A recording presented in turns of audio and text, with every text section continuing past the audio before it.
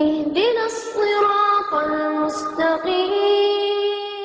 إن الحمد لله نحمده ونستعينه ونستغفره ونعوذ بالله من شرور أنفسنا ومن سيئات أعمالنا.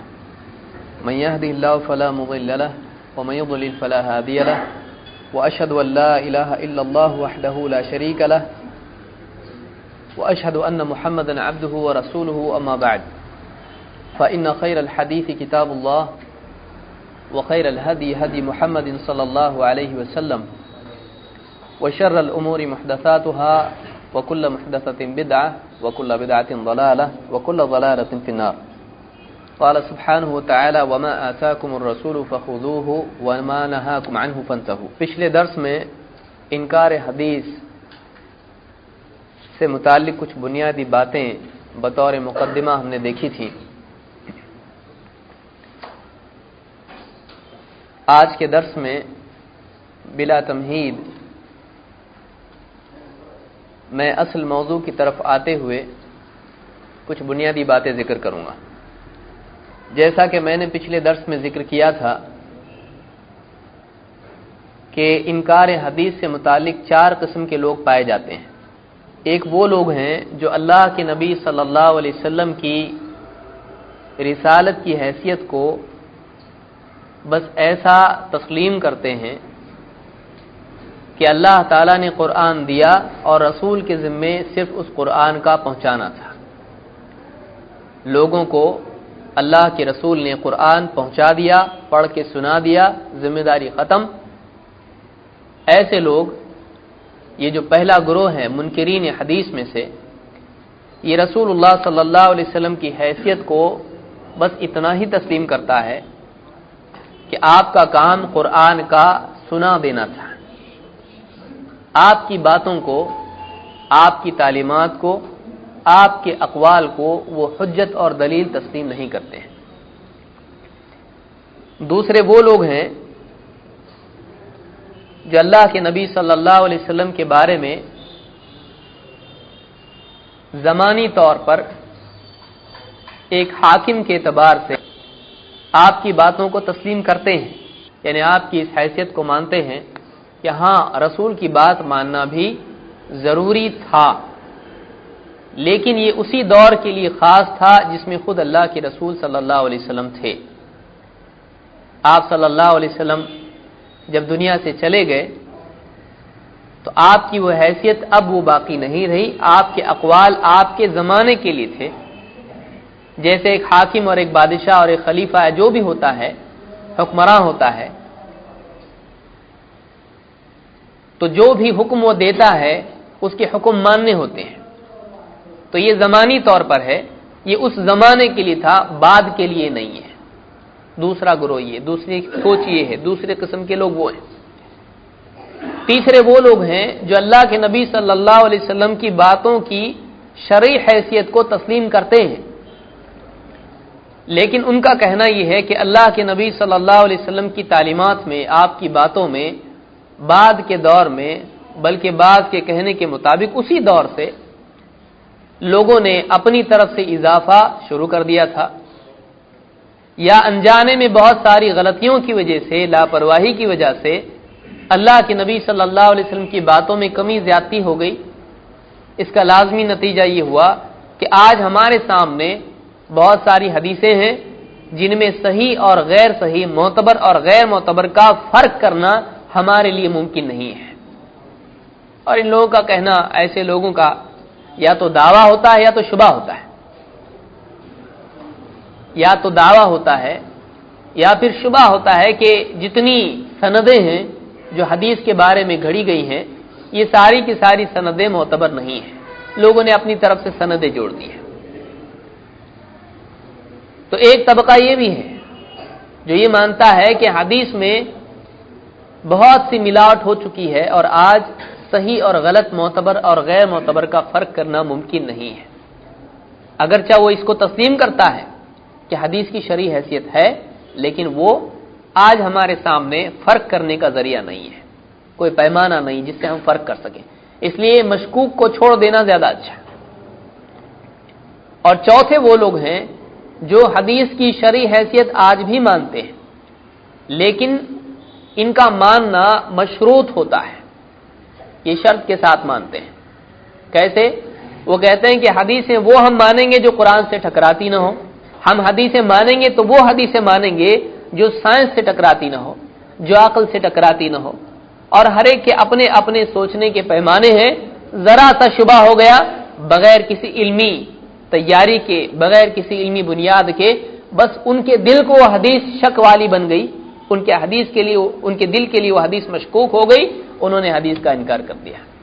تو ایسے لوگ جو ہیں یہ شرطیہ طور پر، مشروط طور پر حدیثوں کو قبول کرتے ہیں، لیکن ان کا بھی مآل اکثر اوقات منکرین حدیث کے ساتھ ہی ہو جاتا ہے۔ یہ بھی انجام کے طور پر ان کا بھی حال وہی ہو جاتا ہے، کیونکہ انکار کا جب دروازہ انسان کھولتا ہے تو اس کے لیے انکار بہت آسان ہو جاتا ہے، وہ انکار کا عادی ہو جاتا ہے، اور جب بھی اس کے دل کو پسند نہ آئے وہ رد کر دیتا ہے۔ تو یہ 4 قسم کے لوگ ہیں جو حدیث کے انکاری ہیں، ان کو منکرین حدیث کہا جاتا ہے۔ ان کو اہل قرآن کہنا اس لفظ کی توہین ہے، اس لیے کہ قرآن والے وہ ہیں جو قرآن کی تمام باتوں کو مانے، جو قرآن کی بعض باتوں کو مانے اور بعض باتوں کا انکار کرے، تو ایسے لوگ قرآن کے ماننے والے نہیں، اور قرآن کے ماننے والے اہل قرآن اس سے بڑھ کے ہیں کہ جو قرآن کے ماننے والے بھی ہوں، اس کے مطابق عمل بھی کرتے ہوں اور قرآن کو سمجھتے بھی ہوں۔ اہل القرآن، اہل انہی کو کہیں گے جو قرآن والے ہیں، قرآن کے ماننے کا حق ادا کرتے ہیں۔ تو یہ وہ لوگ نہیں ہیں جن کو اہل قرآن کہا جا سکتا ہے، چاہے یہ اپنے آپ کو کسی نام سے پکاریں، لیکن یہ منکرین حدیث ہیں، یہ انکار کرتے ہیں ان حدیثوں کا جو ثابت شدہ حدیثیں ہیں، ان کا اپنا کوئی قاعدہ نہیں ہے۔ تو بہرحال آج کے اس درس میں، آج کی اس گفتگو میں ہم اللہ کے نبی صلی اللہ علیہ وسلم کی تعلیمات جو احادیث میں آئی ہیں،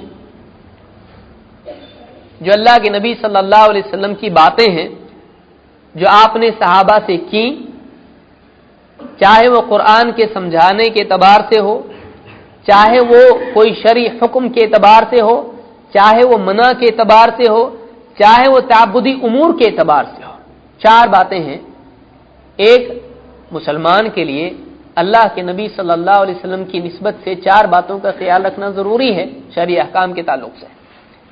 ایک، اللہ کے نبی صلی اللہ علیہ وسلم نے جو خبریں دی، جو باتیں بتلائیں، ان پر ایمان لائے، چاہے وہ دکھائی نہ دیتی ہوں، چاہے ان کا تذکرہ قرآن میں نہ ہو۔ قرآن میں نہیں ہے کہ اللہ تعالیٰ نے فرشتوں کو نور سے بنایا، لیکن ہم مانتے ہیں، کیوں؟ اللہ کے نبی صلی اللہ علیہ وسلم کے کہنے کی وجہ سے۔ جو باتیں اللہ کے نبی صلی اللہ علیہ وسلم نے کہیں، ان پر ایمان لانا۔ نمبر 2، جو حکم اللہ کے نبی صلی اللہ علیہ وسلم نے دیے ہیں، ان حکموں کی تعمیل کرنا، جو کہا، حکم دیا، اس کو پورا کرنا۔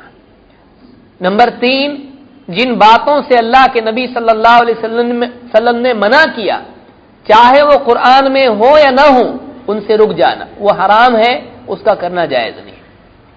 نمبر 4، اللہ کے نبی صلی اللہ علیہ وسلم نے عبادت کا جو طریقہ بتلایا ہے، اس طریقے کے مطابق عبادت کرنا۔ یہ 4 چیزیں ہیں جو محمد رسول اللہ کا تقاضا اور اس کی اہم ترین تقاضوں میں سے ہے۔ ایمان، طاعت اور اجتناب، حرام سے بچنا، اور چوتھا اتباع۔ 4 چیزیں ہیں جن کا اہتمام ہم کو کرنا ضروری ہے، چاہے یہ باتیں قرآن میں ہو یا نہ ہو۔ لیکن اہل قرآن جو اپنے آپ کو کہتے ہیں، منکرین حدیث، یہ اس بات کو تسلیم نہیں کرتے ہیں۔ وہ کہتے ہیں کہ بس قرآن ہمارے لیے کافی ہے، اور اللہ کے نبی صلی اللہ علیہ وسلم کی باتیں وہ تسلیم نہیں کرتے ہیں۔ 4 فرقے یا 4 جماعتیں یا 4 سٹریم ان میں سے جو میں نے بتایا، ان کے بارے میں ایک ایک کر کے ہم ان میں سے ہر ایک کے بارے میں ایک ساتھ ہم ڈیل کریں گے۔ تو آج کے درس میں ہم دیکھیں گے کہ کیا اللہ کے نبی صلی اللہ علیہ وسلم کی باتیں دین میں حجت ہیں یا نہیں ہے؟ کیا اللہ کے نبی صلی اللہ علیہ وسلم کی پریکٹیکل لائف، عملی زندگی، کیا دین میں حجت ہے یا نہیں؟ حجت ہے کا مطلب ایسی چیز جو دلیل ہو، جس کے سامنے آ جانے کے بعد آدمی کے پاس کوئی راستہ نہ بچے، اس کو مان لینا لازم ہو جائے، اس کو کیا کہتے ہیں؟ حجت۔ اللہ کے نبی صلی اللہ علیہ وسلم کا قول اور آپ کا عمل دین میں حجت ہے، وہ دین بن جاتا ہے جو آپ کہیں۔ اللہ تعالیٰ نے اس کو دین قرار دیا ہے، اللہ تعالیٰ نے اللہ کے نبی صلی اللہ علیہ وسلم کی تعلیمات کو دلیل قرار دیا ہے۔ تو چونکہ یہ منکرین حدیث ہیں، حدیث کو نہیں مانتے، اس لیے ہم حدیث سے پیش کریں تو کہیں گے یہ تو حدیث سے حدیث ثابت ہو رہی ہے، حدیث سے حدیث کی دلیل ہونا ثابت ہو رہا ہے، ہم نہیں مانیں گے۔ اس لیے ہم قرآن کو اصلاً لیں گے اور اس کے ضمن میں ہم اپنے لیے حدیث وضاحت کے لیے، کیونکہ ہم تو حدیث مانتے ہیں، ہم اپنے لیے وضاحت کے طور پر حدیث تسلیم کریں گے، لیکن قرآن کی آیات سے ان پر ہم استدلال کریں گے۔ کیا سوال نمبر 1، کیا اللہ کے نبی صلی اللہ علیہ وسلم کے پاس اللہ کی طرف سے آنے والے جو پیغام تھے، کیا وہ صرف قرآن ہی تھا یا اور بھی وحی آتی تھی؟ وحی تو ہم سب جانتے ہیں، ریویلیشن، اللہ کی طرف سے پیغام کا آنا، بات کوئی اللہ کی طرف سے آ جائے۔ کیا صرف قرآن ہی آتا تھا اللہ کے نبی صلی اللہ علیہ وسلم کے پاس، یا قرآن کے سوا بھی اور میسج آتے تھے؟ آئیے قرآن ہی سے ہم دیکھتے ہیں، ایک ذاتی معاملے میں، ایک شرعی معاملے میں۔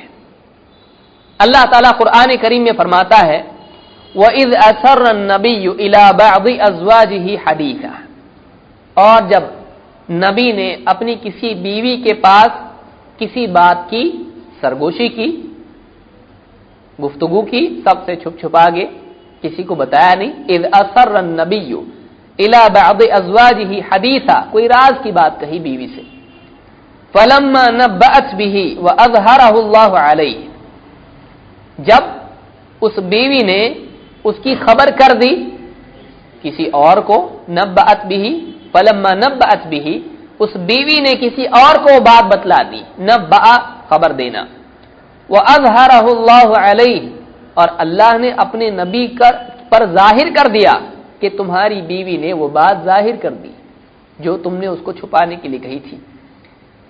عَرَّفَ بَعْضَهُ وَأَعْرَضَ عَنْ بَعْضٍ، تو نبی نے اس بیوی کو بعض بات بتلا دی کہ تم نے ایسا ایسا کیا ہے، وَأَعْرَضَ عَنْ بَعْضٍ، اور بعض باتوں سے آپ نے اعراض کر لیا، یعنی کچھ غلطی بتائی اور کچھ غلطی پر اعراض کر دیا، اس سے درگزر کر دیا، زیادہ سخت ڈانٹ ڈپٹ بیوی کو نہیں کی، کچھ بتایا کہ تم نے ایسا کیا ہے، اور کچھ کے بارے میں آپ نے اعراض کر دیا، گرفت نہیں کی۔ فلما نبأہا بہ، جب نبی نے اپنی اس بیوی کو بات بتائی کہ تم نے بتائی، قالت من انبأک ھذا، بیوی نے نبی سے پوچھا صلی اللہ علیہ وسلم، من انبأک ھذا، آپ کو کس نے بتایا؟ من انبأک ھذا، قال نبأنی العلیم الخبیر، آپ نے کہا مجھ کو تو علم والے، خبر رکھنے والے نے بتایا ہے۔ علم غیب والے اس کو بھی دیکھیں، نبی کی بیوی کا عقیدہ کیا ہے؟ یہ ہے کہ سب معلوم نبی کو۔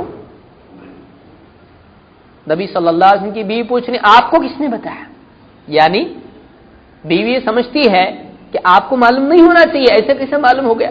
من انبأک ھذا، آپ کو کس نے بتایا؟ آپ نے فرمایا مجھ کو خبر کس نے دی؟ بہت علم رکھنے والے ہیں، خبردار جو اللہ ہے، اللہ نے بتلایا، جس کو ساری چیزوں کا علم ہے، ہر چیز کی اس کو خبر ہے، اسی نے مجھ کو بتلایا ہے۔ جو لوگ حدیث کو نہیں مانتے ہیں ان کو معلوم ہی نہیں پڑے گا وہ بیوی کون سی تھی اور واقعہ کیا تھا، لیکن ان کی مدد کے لیے، سمجھنے کے لیے اور ہماری اپنی وضاحت کے لیے ہم حدیث ذکر کریں گے واقعہ کیا تھا۔ جو آیت میں نے پڑھی ہے یہ سورہ التحریم کی آیت نمبر 3 ہے۔ عائشہ رضی اللہ تعالیٰ عنہا سے مختلف طرق سے ایک روایت آئی ہے جس کو امام البخاری اور مسلم دونوں نے روایت کیا ہے۔ امام البخاری نے تفسیر القرآن اور دوسرے مقامات پر بھی اس کو ذکر کیا، میں تفصیل سے اس کی روایت ذکر کر رہا ہوں۔ عائشہ رضی اللہ تعالیٰ فرماتی ہیں قالت كان رسول اللہ صلی اللہ علیہ وسلم یشرب عسلا، اللہ کے نبی صلی اللہ علیہ وسلم شہد پیا کرتے تھے، عند زینب بنت جحش، زینب بنت جحش کے پاس، ویمکث عندها، اور انہی کے پاس کچھ دیر ٹھہرتے تھے، فواقیت انا وحفصہ، تو میں اور حفصہ ہم دونوں نے ایک پلاننگ کی، ہم دونوں نے کیا کیا؟ ایک معاملہ کیا ہے، دونوں نے ایک چیز پر موافقت کی. علی ایتنا دخل علیہا فلتقل لہ، ہمارے دونوں میں سے جس کے بھی پاس اللہ کے نبی صلی اللہ علیہ وسلم تشریف لائیں تو اس نے ایک بات آپ سے کہنی ہے. کیا کہنا ہے؟ آپ سے پوچھنا ہے اکلت مغافیر، آپ نے مغافر کھایا؟ مغافر ایک ایسا پودا ہوتا ہے جس میں تھوڑی سی بو آتی ہے، خالی پوچھنا ہے.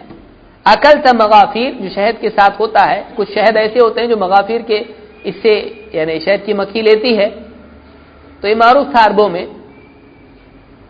تو پوچھنا ہے اکلت مغافیر، آپ نے مغافر کھایا؟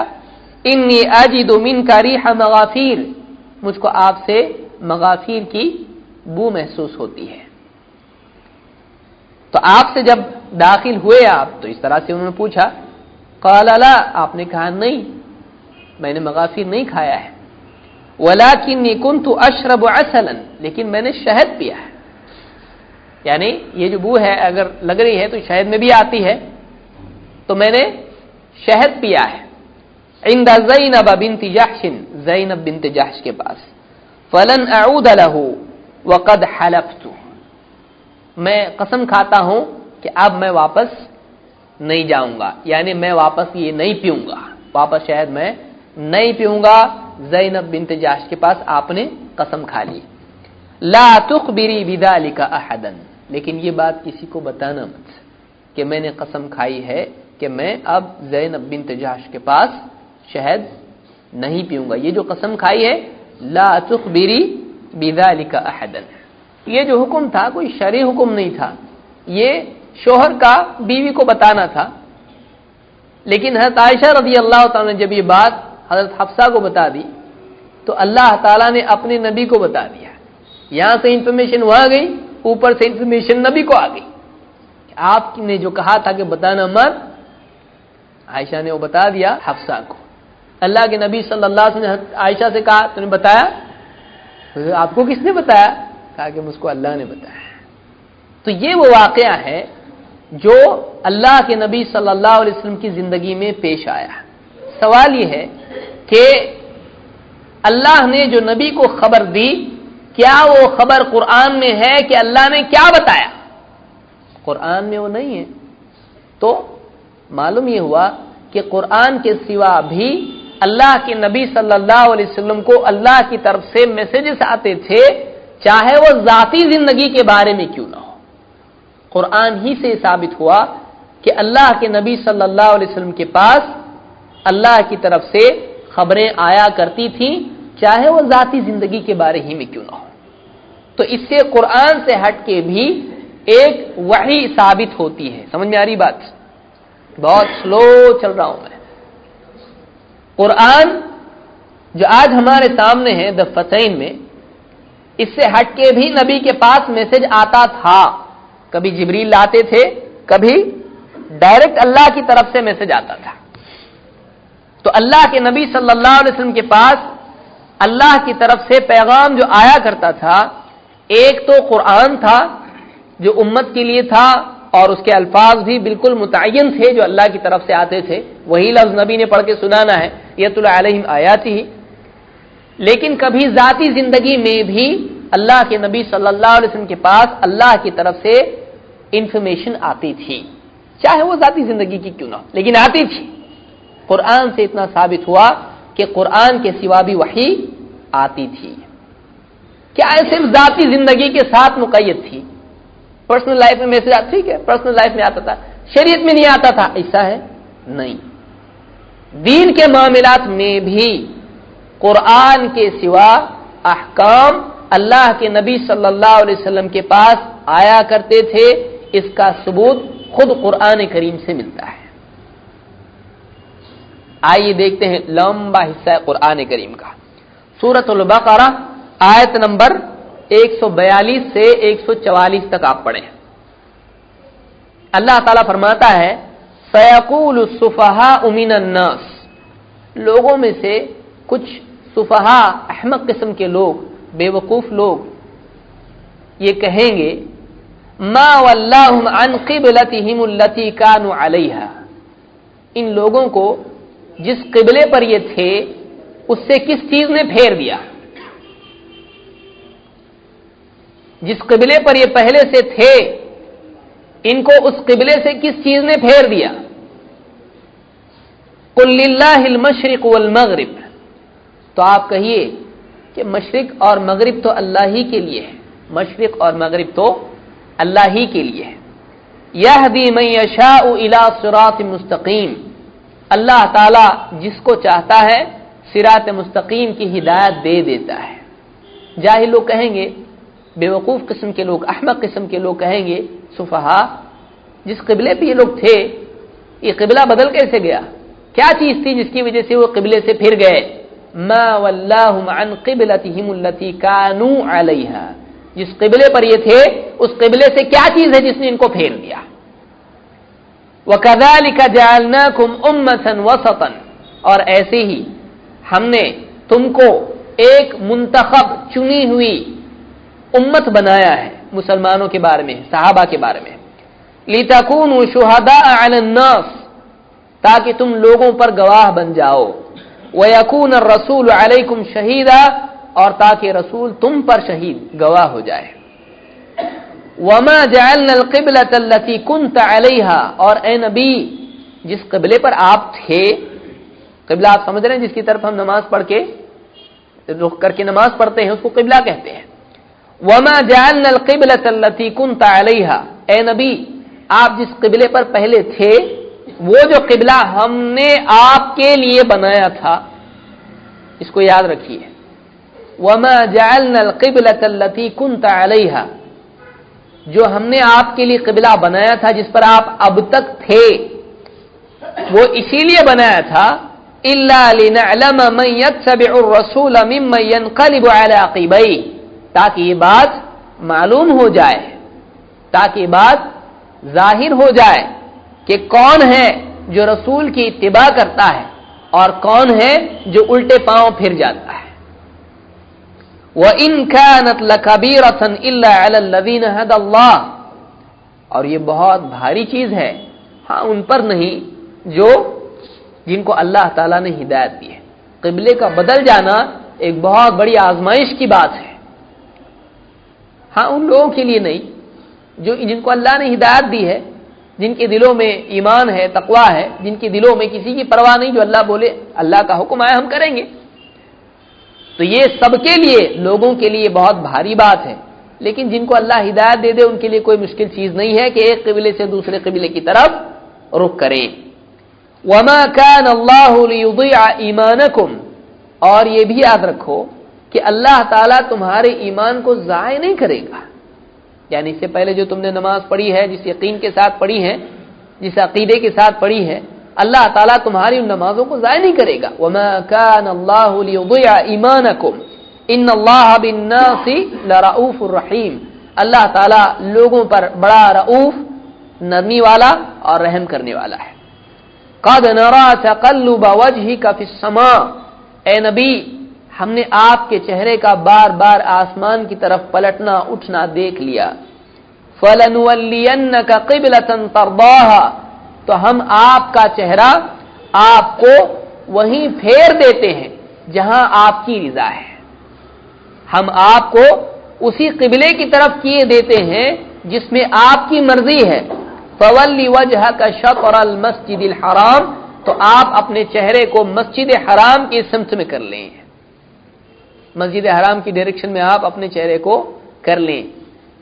وَحَيْثُ مَا كُنْتُمْ فَوَلُّوا وُجُوهَكُمْ شَطْرَهُ، اور تم جہاں کہیں رہو تم اپنے چہرے کو اسی سمت میں رکھا کرو، شطرہ اسی ڈائریکشن میں رکھا کرو، تم دنیا میں جہاں بھی ہو، وَحَيْثُ مَا كُنْتُ، تم جہاں بھی ہو اپنے چہرے کو اسی ڈائریکشن میں رکھو، اسی سمت میں رکھو۔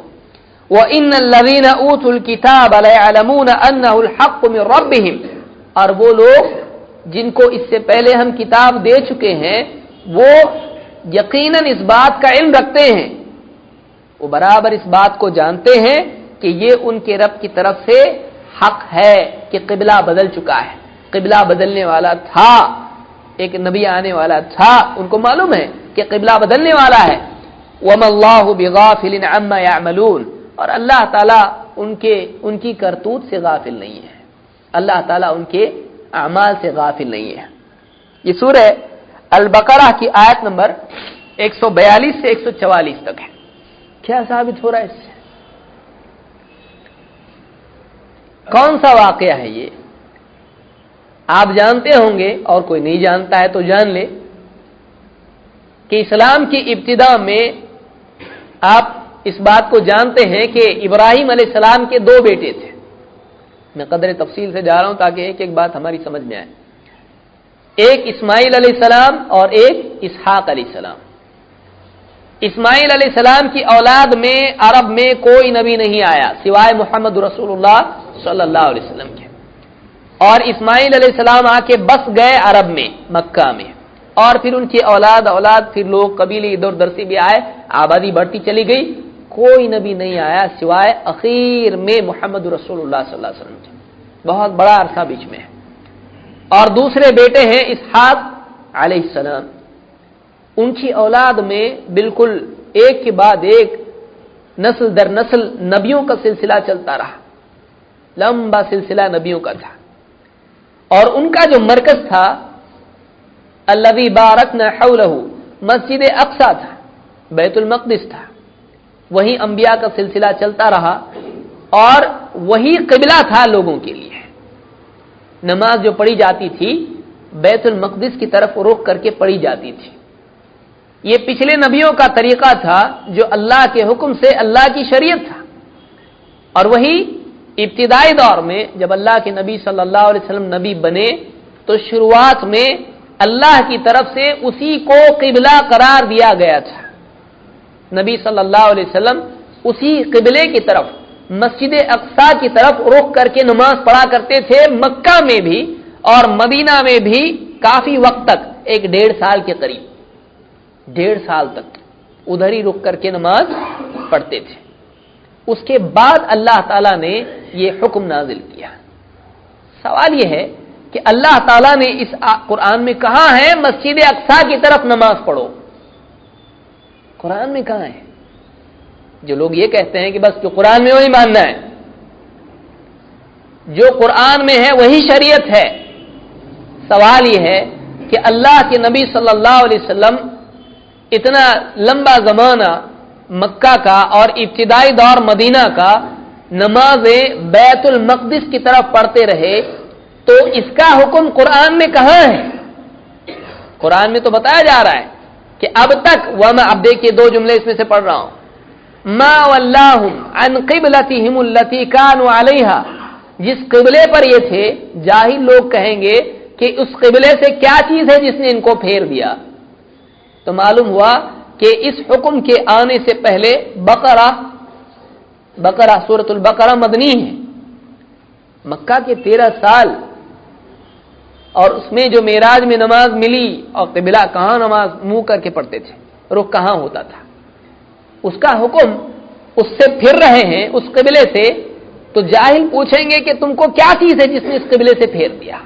معلوم ہوا کہ اسلام کی تاریخ میں ایسا ہوا ہے کہ پہلے ایک قبلہ تھا اور بعد میں ایک قبلہ ہوا. اس قبلے سے کس چیز نے پھیر دیا؟ تو پہلے جو قبلہ تھا اللہ نے فرمایا وَمَا جَعَلْنَا الْقِبْلَةَ الَّتِي كُنْتَ عَلَيْهَا، اے نبی جس قبلے پر آپ پہلے سے تھے وہ قبلہ ہم نے کیوں بنایا تھا کہ ایک مدت تک یہ قبلہ رہے گا، اس کے بعد میں ایک مدت کے بعد اس قبلے کو بدل کے نیا قبلہ کیا جائے گا. مسجد اقصی سے ہٹا کے چہرہ کہاں کرنا پڑے گا نماز میں؟ مسجد حرام کی طرف. فولی وجہک شطر المسجد الحرام، مسجد حرام کی طرف اپنا چہرہ کرو. یہ جو حکم تھا کہ شروع میں کچھ حصہ مسجد اقصی کی طرف، بعد میں مسجد حرام کی طرف، یہ جو آزمائش اللہ نے رکھی، کیوں رکھی؟ اللہ تعالیٰ فرماتا ہے وَمَا جَعَلْنَا الْقِبْلَةَ الَّتِي كُنْتَ عَلَيْهَا إِلَّا لِنَعْلَمَ مَن يَتَّبِعُ الرَّسُولَ، تاکہ ہم دیکھ لیں کہ کون ہے جو رسول کی اتباع کرتا ہے، رسول جیسا کرے ویسا کرتا ہے، رسول کو کون فالو کرتا ہے. مِمَّن يَنْقَلِبُ عَلَىٰ عَقِبَيْهِ، اور کون ہے جو پیٹھ پھیر کے الٹے پاؤں پھر جاتا ہے. تو رسول جب پھرے ہیں مسجد حرام کی طرف، صحابہ بھی مسجد حرام کی طرف نماز پڑھنے لگے، لیکن منافقین پر یہ بڑا بھاری ہو گیا۔ کیوں؟ اس لیے کہ پچھلا جو قبلہ تھا وہ صدیوں سے قبلہ چلا آتا رہا ہے، صدیوں سے لوگوں پر اس کی عظمت چھائی ہوئی تھی، اور لوگوں کے لیے بہت مشکل تھا کہ اتنا بڑا ڈیسیجن، اتنا بڑا چینج، وہ ایسا تھا جیسے محمد رسول اللہ صلی اللہ علیہ وسلم کی نبوت میں سوال کھڑا کرنے والا معاملہ تھا۔ ایسا کیسا؟ اتنے سارے نبی اس قبلے کی طرف تھے، عبادت کرتے تھے مسجد اقصی کی طرف، یہ نیا قبلہ چینج ہو گیا، اب یہ کتنی بڑی بات ہے۔ اتنا بڑا معاملہ تھا کہ بہت سارے منافقین مرتد ہو گئے، بہت سارے منافقین وہ پیچھے ہٹ گئے کہ نہیں یہ رسول نہیں ہے۔ لوگوں میں سوال کھڑا ہو گیا کہ ایسا کیسا رسول کہ اس نے قبلہ ہی بدل دیا۔ تو رسالت پر آنچ آنے والا معاملہ تھا لوگوں کی نگاہوں کے اعتبار سے، معاشرے کے اعتبار سے۔ اللہ تعالیٰ فرماتا ہے ہم نے آزمائش کے لیے رکھا ہے کہ کون ہے جو سماج کی بنیاد پر نبی کی بات مانتا ہے، اور کون ہے جو سماج کے خلاف بھی نبی کی مانتا ہے۔ سماج میں کچھ چیزوں کا زور ہوتا ہے، دلیل سماج کے مطابق ہوگی تو مانیں گے، دلیل سماج کے خلاف ہوگی، رواج کے خلاف ہوگی تو نہیں مانیں گے۔ بہت سارے لوگوں کا دین سماج ہوتا ہے، ان کا ترازو، ان کا پیمانہ سماج میں پھیلے ہوئے افکار اور سماج کے اندر وزن والی چیزیں ہوتی ہیں کہ جو سب ایکسپٹ کرتے ہیں، اگر کوئی بتائے تو ہم مانیں گے۔ لیکن ایسی چیز کوئی بتائے جو لوگ ایکسپٹ نہیں کرتے ہیں تو ہم ایسی چیز نہیں مانیں گے۔ ایسے لوگ جتنے بھی تھے کمزور ایمان والے، جنہوں نے میٹھی میٹھی چیزوں کو مانا تھا، وہ رسول اللہ صلی اللہ علیہ وسلم کے اوپر نازل ہونے والے اس نئے حکم کے بارے میں شک میں پڑھ کر دین ہی کو چھوڑ دیا۔ اللہ تعالیٰ فرماتا ہے ہم نے اسی لیے بنایا تھا تاکہ فرق ہو جائے، لوگوں میں کھل کے سامنے آ جائے کہ حقیقی رسول کی اتباع کرنے والا کون ہے، کون ہے جو سب چھوڑ چھاڑ کے رسول کے پیچھے چلنے کے لیے تیار ہے، جہاں رسول لے جائے جانے کے لیے تیار ہے، اور کون ہے جو رسول کی بات کو سیلیکٹیولی ماننے والا ہے۔ عجیب و غریب بولیں گے تو نہیں مانیں گے، ہاں موٹا موٹا بولیں گے، جو چلتا ہے جس سے کوئی آنچ نہیں آتی ہمارے اوپر تو ایسی باتیں ہم مانیں گے، آنچ آتی ہے تو نہیں مانیں گے۔ ایسے کون ہے؟ تو سماج میں ایک لکیر کھینچ دی گئی، ایک ڈیوائڈنگ لائن ان کے بیچ میں آ گئی، صحابہ ایک طرف ہو گئے، منافقین ایک طرف ہو گئے۔ ان آیتوں میں ایک بہت اہم بات یہ معلوم ہوئی، وہ یہ کہ پچھلا جو قبلہ تھا بیت المقدس، اس کی طرف مسلمان جو نماز پڑھتے رہے، اور اس کے بعد جو قبلہ تبدیل ہوا، تو قبلہ تبدیل ہونے کی آیت تو قرآن میں ہے، دوسرے قبلے کے بارے میں تو آیت قرآن میں ہے، لیکن پہلے قبلے کے بارے میں قرآن میں کہیں حکم نہیں ہے کہ تم پہلے مسجد اقصی کی طرف نماز پڑھو، ایسا کہیں ہے؟ کہیں بھی نہیں ہے۔ مسجد اقصی کی طرف نماز پڑھنے کا حکم نہیں ہے۔ کہاں ہے؟ اللہ کے نبی صلی اللہ علیہ وسلم کو جیسے اللہ نے بتایا آپ نے ویسے کیا، جہاں آپ کو بتایا گیا آپ نے ویسے ہی کیا، آپ نے مسجد اقصی کو قبلہ بنایا، اور یہ آپ نے اپنے دل سے کیا نہیں۔ اللہ نے فرمایا وَمَا جَعَلْنَا الْقِبْلَةَ الَّتِي كُنْتَ عَلَيْهَا، آپ جس قبلے پر تھے اس کو جو ہم نے قبلہ شروع میں بنایا تھا وہ اس لیے بنایا تھا، یعنی کس نے بنایا تھا قبلہ؟ اس کو اللہ تعالیٰ نے بنایا تھا، لیکن قرآن میں تو وہ نہیں ہے۔ معلوم ہوا اللہ کے نبی صلی اللہ علیہ وسلم کے پاس قرآن کے سوا بھی اللہ کی طرف سے شرعی احکام آتے تھے، اتنے امپورٹنٹ احکام کہ دین میں سب سے اہم ترین عمل، سب سے اہم ترین عبادت نماز، اور اس میں ڈائریکشن کا معاملہ، یہ بھی قرآن کی بجائے اس سے پہلے نبی کو وحی خفی کے ذریعے سے دیا گیا تھا۔ یعنی وہ کہاں تھا؟ اللہ کی طرف سے قرآن سے ہٹ کے آنے والی وحی میں تھا۔ حدیث کا ثبوت ہو گیا اس سے ثابت ہوتا ہے کہ نبی کریم صلی اللہ علیہ وسلم اس زمانے میں لوگوں کو جو بتاتے تھے ایسا کرو، لوگوں کو کرنا تھا، صحابہ نے ویسا کیا، اور جن لوگوں نے نبی کے بتانے پر اس قبلے پر نماز پڑھی اور نبی کے بتانے پر اس قبلے کی بجائے دوسرے نئے قبلے کی طرف نماز پڑھی، یہ لوگ اللہ کے نزدیک ہدایت یافتہ لوگ قرار پائے۔ لیکن جو پچھلے ہی قبلے پر چپکے رہے، نئے قبلے کی طرف نہیں آئے نبی کے بتانے کی وجہ سے، یا دین ہی کو چھوڑ دیا، تو ایسے لوگ اللہ کے نزدیک پیٹھ پھیر کے نکل جانے والے اور مرتد ہونے والے قرار پائے۔ تو اس آیت سے، ان آیات سے ایک بات تو یہ ثابت ہوتی ہے کہ اللہ کے نبی صلی اللہ علیہ وسلم پر شرعی احکام میں قرآن کے سوا بھی وحی آتی تھی، اتنا یاد رکھنا ہے۔ بعض لوگوں نے، دیکھیے آدمی اگر حدیث کو نہیں مانے گا تو خود مفسر بنے گا، اور خود مفسر بنے گا تو پھر گل کھلائے گا۔ جو آدمی اللہ کے نبی صلی اللہ علیہ وسلم کی حدیثوں میں تحریف کے خوف سے حدیثوں کو ترک کر دے، وہ آدمی قرآن میں تحریف کی اتنی بڑی جو ہے یعنی لغزش، بلکہ اس کو گناہ کہیں گے، قرآن میں تحریف کرنے والا وہ بن جائے گا۔ جو حدیث میں تحریف ہو چکی ہے اس لیے ہم حدیث کو نہیں مانتے، ٹھیک ہے، تو پھر اب قرآن میں وہ تحریف کرے گا قرآن کے معنی۔ لوگوں نے کیا کہا، ارے یہاں پہ قبلہ بدلنے کا نہیں ہے، یہاں پہ کیا ہے، اللہ کے نبی صلی اللہ علیہ وسلم کو متولی بنایا اللہ نے، یعنی یہاں پر فولی اور اس طرح کے جو ما ولاہم اس طرح سے جو لفظ آ رہا ہے، اب بتائیے نہ سر نہ پیر، آدمی بولنے کے لیے اللہ نے مفت میں منہ دیا ہے تو کچھ بھی بول سکتا ہے، کچھ پیسہ تو خرچ کرنا نہیں ہوتا ہے، ٹاک ٹائم کا چارج نہیں آتا ہے، تو آدمی جو چاہے بولے، ریچارج کرنے کے لیے کچھ خرچ نہیں کرنا پڑتا ہے۔ کیا کہا ان لوگوں نے، ارے یہاں پہ قبلہ وغیرہ کا کچھ معاملہ نہیں ہے، یہاں پر کعبہ کا متولی بنا ہے، جسے ٹرسٹی بنتے ہیں، تو کعبہ کا کیا بنا ہے، اللہ کے نبی صلی اللہ علیہ وسلم کو متولی۔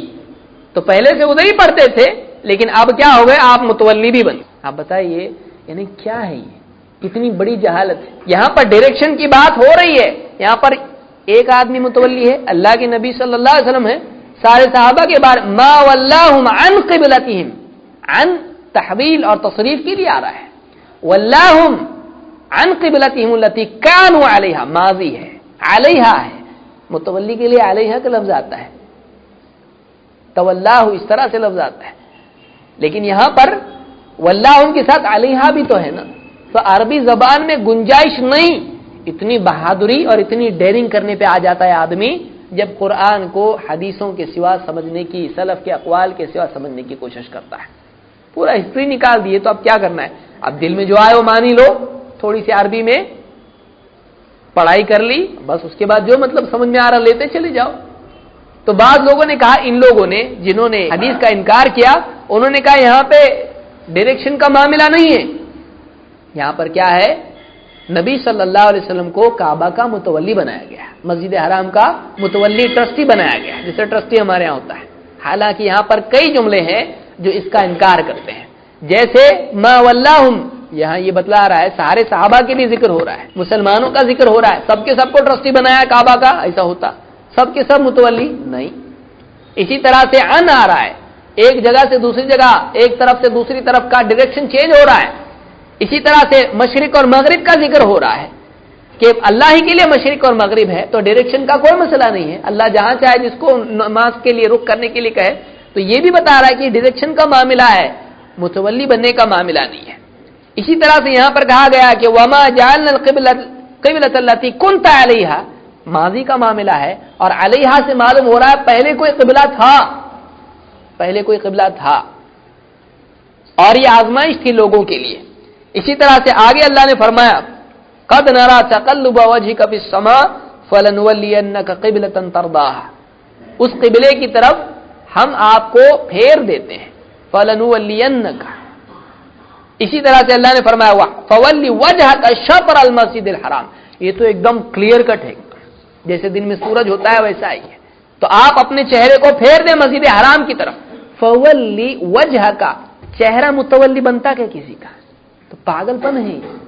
فولی وجهك، اپنے چہرے کو متولی بنائیے کعبہ کا، یہ کوئی بات ہے عربی زبان میں؟ یعنی آدمی کتنی ڈیرنگ ہے کہ عربی کے پورے رولز جتنے توڑ تاڑ کے آدمی کچھ بھی نیا مطلب لے لے، کنگ ہے وہ، کچھ بھی کر سکتا ہے۔ اب تو حدیث سے آزاد ہو گیا، رسول سے تو رسول کی اطاعت سے آزاد ہو گیا، اب وہ خود رسول کا مرتبہ لے رہا ہے اور اپنی طرف سے ایک نئی شریعت اور نیا مفہوم قرآن کا دے رہا ہے۔ فولی وجهك شطر المسجد الحرام، تو تعقیب کے لیے آتا ہے، پہلے سے ہٹ کے بات ہو رہی ہے آگے، ثم फवल्ली फेर दीजिए, वजह का अपने चेहरे को, शतर अल मस्जिद हराम, आप मस्जिद हराम की तरफ, मस्जिद हराम की डायरेक्शन में, और वहैसुमा कुंतुम फवल्लू वुजूहकुम शतरा, और जहां कहीं तुम हो अपने चेहरों को इसी समत में रखो। तो इन आयात से ये मालूम हो गया कि कुरान करीम में पिछला जो हुक्म था उसका तो तस्करा नहीं है कि कहां अल्लाह ने हुक्म दिया था कि मस्जिद अक्सा को क़िबला बनाया जाए। ये बहुत ही पावरफुल दलील है जिसको याद रखना चाहिए मुनकिरीन हदीस से बात करते वक्त, और उनकी तरफ से ये मुतवल्ली वाला मामला आपके सामने आएगा। तो आपको बताना है कि मुतवल्ली का मामला यहां पर क्यों नहीं है, फवल्ली वजहका से आपको रद्द करना है, आपको बताना है इसको टेक्स्ट अलाउ नहीं करता है, इसके लिए मतन उसकी इजाजत नहीं देता है कि उसके वो माना लिए जाए, और वही माना सही जो आप बताएं हम बताएं वो गलत, ऐसा क्यों? आप बताइए, एक लफ्ज के दो मीनिंग हो, एक बात के दो मीनिंग की पॉसिबिलिटी भी अगर निकलती हो या तो नहीं निकल रही उनके लिए, अगर दोनों पॉसिबिलिटीज मुमकिन हो तो एक आदमी जिद करे नहीं जो माना हम बता रहे वही सही, ऐसा क्यों? हम बता रहे वो क्यों सही नहीं? हम बता रहे वो भी तो सही हो सकता है, तो आप ही के माना क्यों सही? आप आजाद होके उसको माना ले, और आप डिक्शनरी की बुनियाद पर मीनिंग लेंगे। डिक्शनरी लिखने वाले रसूल थे, यानी वो हुज्जत है, डिक्शनरी दलील है और रसूल दलील नहीं है। डिक्शनरी लिखने वाले को तो हुज्जत बनाए ना, जब आपके नजदीक कुरान ही सिर्फ दलील है तो फिर डिक्शनरी कहां से आई? डिक्शनरी दलील क्यों बनी? डिक्शनरी में एक लफ्ज के कई मीनिंग पॉसिबल होते हैं, तो आपने डिक्शनरी को दलील क्यों बनाया? जब कुरान ही है सिर्फ, तो डिक्शनरी आपके लिए दलील कैसे बनी? यानी उसमें एक से ज्यादा पॉसिबल मीनिंग है, उसमें से एक ही को आपने चुना, तो आपने अपने आप को कैसे मेयार बना लिया? रसूल आपके नजदीक मेयार नहीं है, रसूल आपके नजदीक क्राइटेरिया नहीं है, आपकी अपनी शख्सियत क्राइटेरिया है। कैसा हो सकता है? आपको हम मानना और रसूल को नहीं मानना, इतनी प्यारी बात कैसे मानेंगे हम?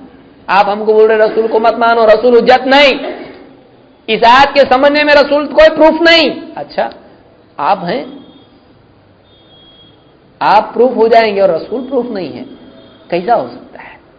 तो चाहे एक आदमी रसूल का कितना ही इनकार करे, उसको कहीं ना कहीं किसी न किसी को कुरान के खारिज हुज्जत और क्राइटेरिया बनाना पड़ता है। चॉइस उसकी है, चाहे तो रसूल को बनाए चाहे अपनी अकल को बनाए, लेकिन कुरान के बाहर किसी न किसी चीज को अपने लिए क्राइटेरिया और प्रूफ बनाना ही पड़ता है। सिर्फ कुरान नहीं चलता और सिर्फ कुरान बोल के चल नहीं सकता है आदमी। समझ में आई इतनी बात? आगे बढ़ते हैं। कुरान समझने के एतबार से ऐसा नहीं था कि इंसान के लिए सिर्फ अल्लाह की तरफ से एक कॉपी आई कुरान की और कहा गया कि पढ़ो और समझो, जो जी में आया समझो। ऐसा अल्लाह ने नहीं कहा। हर एक आदमी के घर के बाहर दरवाजा खोलते ही कुरान की एक कॉपी, ऐसा मिला नहीं। नींद से बेदार होते ही पलंग के बाजू में दाएं तरफ बाएं तरफ कुरान की एक कॉपी, हर एक को अल्लाह ने मैसेज दे दिया। ऐसा अल्लाह ने किया नहीं। अल्लाह ने क्या किया? अल्लाह ने इंसानों में से बेहतरीन इंसान मोहम्मद रसूलुल्लाह सल्लल्लाहु अलैहि वसल्लम को चुना, जो फहम और किरदार के एतबार से एक बेहतरीन इंसान थे। अल्लाह ताला ने अपना कलाम आप पर नाजिल किया, अला क़ल्बिका लितकूना मिनल मुंज़िरीन, आपके दिल पर कुरान को नाजिल किया गया। मोहम्मद रसूलुल्लाह सल्लल्लाहु अलैहि वसल्लम को कुरान अल्लाह ने अता किया। वलक़द आतैनाका सबअन मिनल मसानी वल कुरानिल अज़ीम, सूरह फातिहा मुराद है दोनों से, और इसके अलावा भी आयतें हैं। तो अल्लाह ने मोहम्मद रसूलुल्लाह सल्लल्लाहु अलैहि वसल्लम को नबी और रसूल बनाया और आपको कुरान दिया, और आपको इनके कहने के मुताबिक क्या ये कहा इसको एज इट इज बस लोगों को सुना दो, आपकी बात दलील नहीं बनेगी, लोग खुद से समझ लें जैसा जी में आए, ऐसा अल्लाह ने कहा नहीं। आप पर सिर्फ कुरान के अल्फाज के पहुंचाने की जिम्मेदारी नहीं थी, अल्लाह के रसूल सल्लल्लाहु अलैहि वसल्लम पर कुरान के अल्फाज के पहुंचाने के साथ साथ कुरान की मुश्किल बातों को समझाने की भी जिम्मेदारी थी। ऐसा है कि कुरान में है।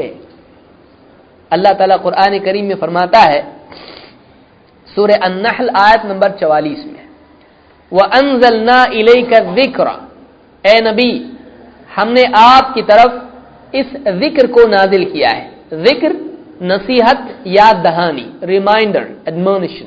हमने आपकी तरफ इस नसीहत की किताब कुरान को नाजिल किया है। क्यों? लितुबय्यिना लिन्नासि मा नुज़िला इलैहिम, ताकि ए नबी आप लोगों को बयान कर दें, क्लैरिफाई कर दें, वाज़े करके समझा दें कि उनके पास उनकी रब की तरफ से क्या आया है।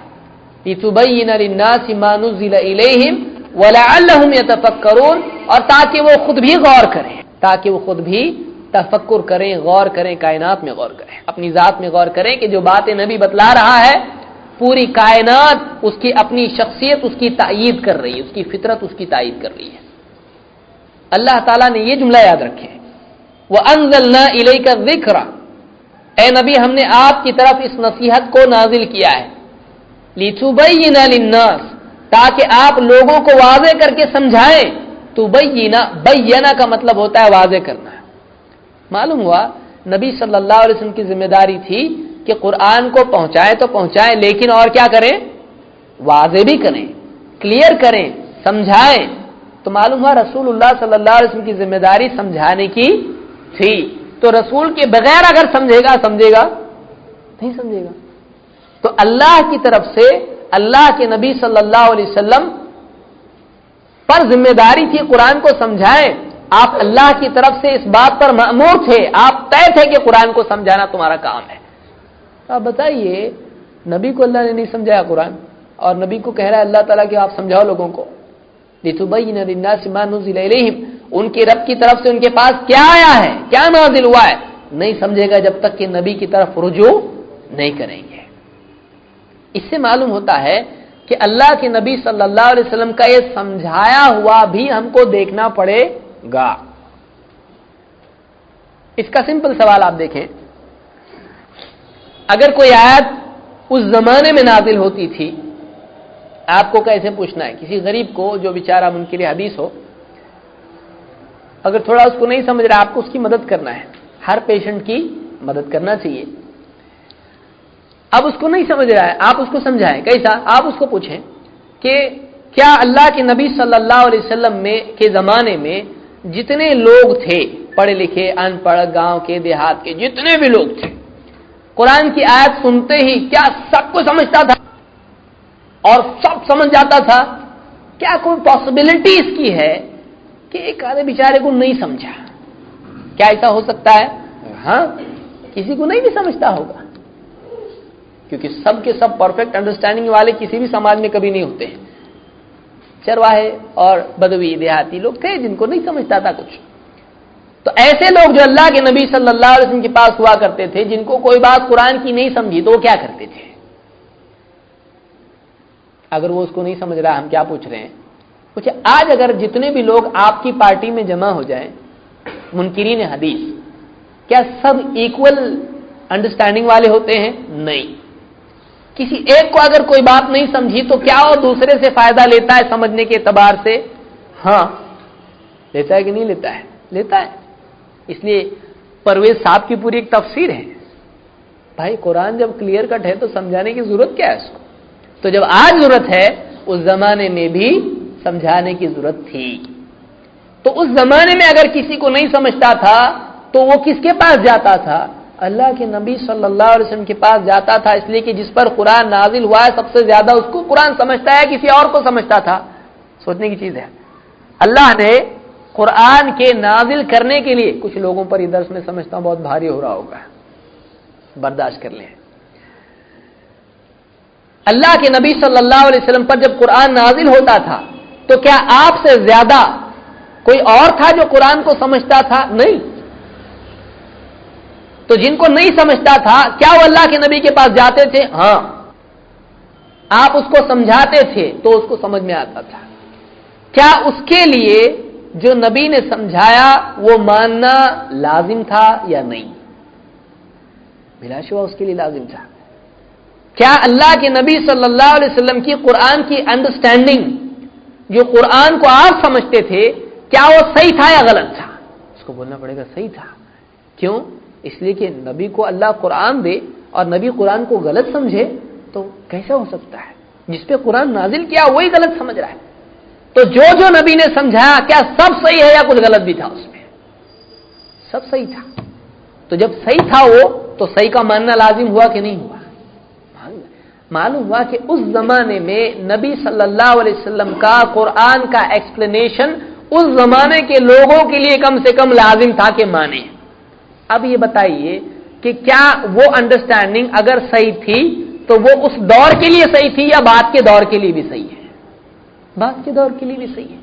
معلوم ہوا قرآن کی انڈرسٹینڈنگ نبی سے لینا لازم ہوا. معلوم ہوا کہ قرآن نے نبی نے جو قرآن کے بارے میں سمجھایا وہ حق تھا، اس کا تعلق اس زمانے کے افراد سے بھی تھا اور قیامت تک کے افراد سے رہے گا. اس زمانے کے لوگوں کے لیے بھی وہ ماننا اور اس کا فہم تسلیم کرنا، نبی کے فہم کو تسلیم کرنا لازم تھا اور بعد کے لوگوں کے لیے بھی لازم ہے.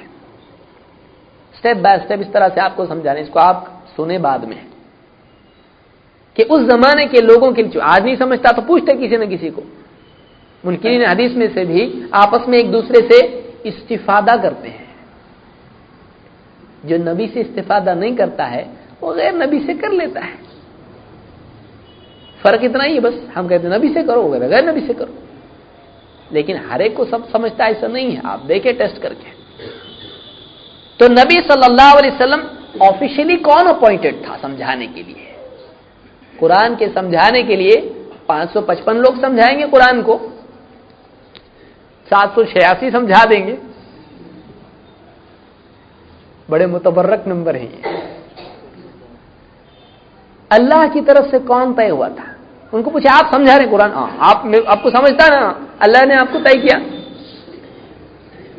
فلاں سٹی میں فلاں گھر میں یہ نمبر پہ یہ فون نمبر اس کا ہے، یہ سمجھائے گا قرآن تو ماننا. اللہ نے طے کیا.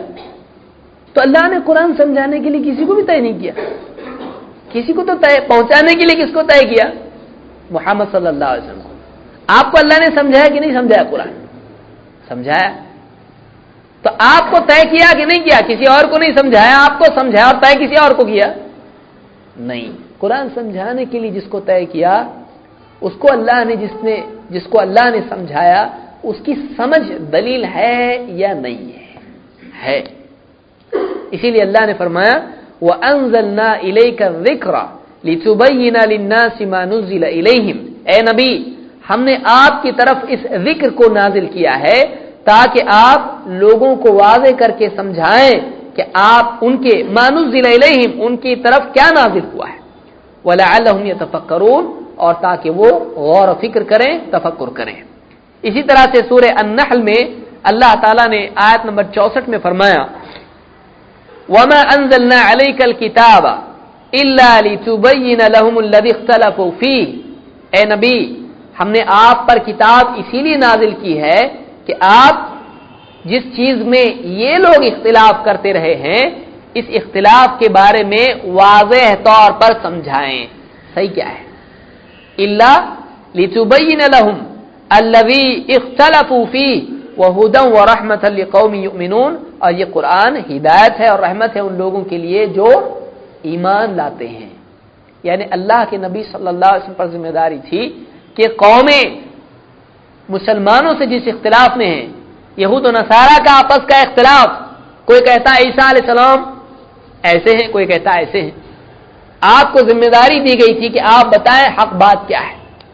مسلمانوں میں آپس میں مسائل میں اختلاف ہوتا تھا، نبی پر ذمہ داری تھی کہ قرآن کی انڈرسٹینڈنگ میں جب فرق ہو لوگوں میں، کوئی یہ سمجھے کوئی یہ سمجھے، زندگی کے معاملات میں جب اختلاف ہو لوگوں کے بیچ میں تو اس میں آپ فیصلہ دیں ان کے اختلاف میں. تو نبی کے لیے اللہ کی طرف سے ذمہ داری تھی إِلَّا لِتُبَيِّنَ لَهُمْ الَّذِي اخْتَلَفُوا فِيهِ تاکہ آپ واضح طور پر لوگوں کو بیان کر دیں جس میں ان میں آپس میں اختلاف واقع ہو چکا ہے.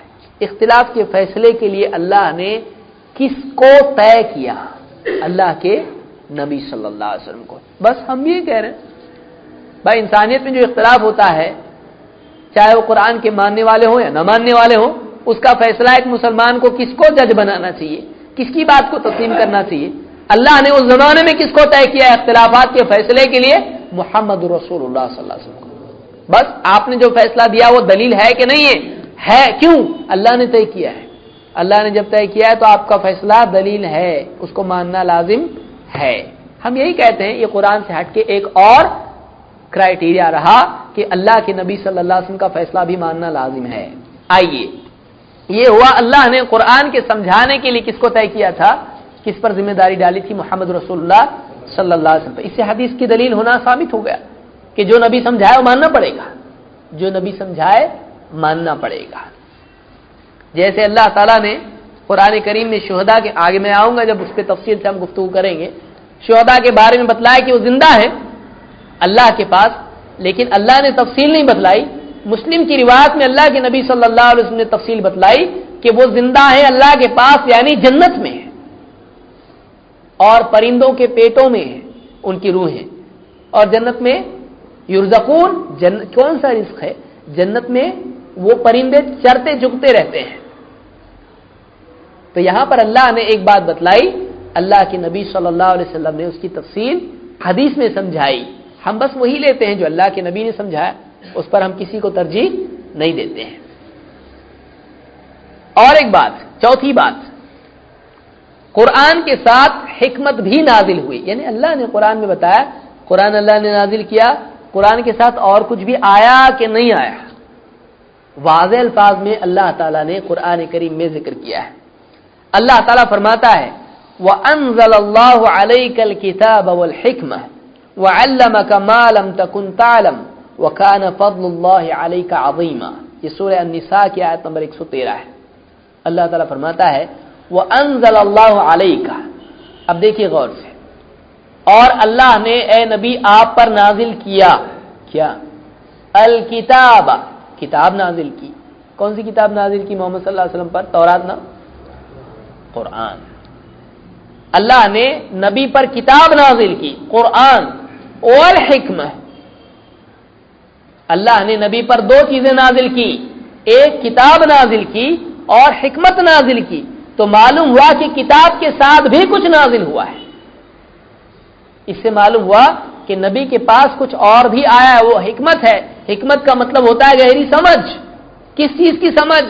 کتاب آ رہی, کتاب کی سمجھ چھوڑ کے دوسری سمجھ, کتاب کی گہری سمجھ, اور زندگی کے حقائق اور زندگی میں کامیابی کے تعلق سے ساری باتیں جو نبی کو سکھائی ہیں, کردار کے اعتبار سے, اخلاق کے اعتبار سے, زندگی کے اصول, اچھا برا کیا ہے. حکمت, حکمت کے معنی ہے چیز کو اس کی اپنی جگہ پر رکھنا ہے. لوگوں کے حقوق کیا ہیں, انسان کی زندگی میں صحیح قدم اٹھانا کس کو کہتے ہیں, انسان کے کردار میں کیا اچھا ہے کیا برا ہے, اخلاقی تعلیمات, پوری تفصیل اللہ کی مرضی کی اللہ تعالیٰ نے نبی صلی اللہ علیہ وسلم کو سکھلا دیا. وَأَنزَلَ اللَّهُ عَلَيْكَ الْكِتَابَ وَالْحِكْمَةَ, اور اللہ تعالیٰ نے اے نبی آپ پر کتاب نازل کی اور حکمت نازل کی, وزڈم نازل کی. وَعَلَّمَكَ مَا لَمْ تَكُنْ تَعْلَمْ, اور آپ کو وہ سکھایا جو آپ اس سے پہلے نہیں جانتے تھے. وَعَلَّمَكَ مَا لَمْ تَكُنْ تَعْلَمْ, اور آپ کو اللہ تعالیٰ نے اس چیز کی تعلیم دی, وہ کچھ سکھا دیا جو آپ نہیں جانتے تھے. وَكَانَ فَضْلُ اللَّهِ عَلَيْكَ عَظِيمًا, اللہ کا آپ پر بڑا فضل رہا ہے, بچپن ہی سے آپ پر فضل رہا ہے. وَكَانَ فَضْلُ اللَّهِ عَلَيْكَ عَظِيمًا. یہاں پر اس آیت میں اللہ تعالیٰ نے کتاب کے ساتھ ساتھ نبی صلی اللہ علیہ وسلم پر حکمت کے نازل ہونے کا بھی ذکر کیا ہے. یہ حکمت پرسنل وزڈم تھی کیا؟ کیا یہ حکمت صرف نبی کے لیے تھی یا امت کے لیے بھی تھی؟ یہ جو گہری سمجھ, جس کا نزول, جس کا نازل ہونا, جو ریویلیشن کے طور پر نبی کو دی گئی کتاب کے ساتھ ساتھ, کیا یہ حکمت صرف نبی کے لیے خاص تھی یا امت کے لیے بھی تھی؟ ہمارے لیے بھی اس حکمت سے فائدہ اٹھانا ضروری ہے. کیا یہ امت کے لیے تھا یا نہیں تھا؟ اللہ تعالیٰ نے قرآن کریم ہی میں اس کا جواب, اس لیے میں آیتیں ہی پڑھتے جا رہا ہوں, اس لیے کہ یہ مساکین آیتوں کے سوا کچھ اور قبول کریں گے نہیں. یہ حکمت جو اللہ کی طرف سے نبی صلی اللہ علیہ وسلم پر نازل ہوئی تھی, یہ صرف آپ کے قلب میں محصور نہیں تھی بلکہ آپ کی تعلیم کا خصوصی جز تھی. آپ کو حکم تھا اللہ کی طرف سے, آپ کی خصوصیات میں سے تھا کہ آپ قرآن بھی سکھائیں گے, اس کے ساتھ ساتھ یہ حکمت بھی سکھائیں گے. کدھر ہے ایسا؟ قرآن میں. اللہ تعالیٰ فرماتا ہے وَذْكُرْنَا मा युतला फी बुयूतिकुन्ना मिन आयातिल्लाहि वल हिकमह, सूरह अल-अहज़ाब आयत नंबर 34। अल्लाह ताला ने अल्लाह के रसूल सल्लल्लाहु अलैहि वसल्लम की बीवियों से कहा वज़कुरना, और ध्यान दो उस पर, याद रखो उसको। वज़कुरना ज़करा, याद करना, याद रखना, ध्यान देना, नसीहत मानना, जिक्र करना, तज़किरा करना, मेंशन करना, सबके लिए आता है। वज़कुरना तो उसमें सीखने के एतबार से, ध्यान देने के एतबार से, सिखाने के एतबार से भी है।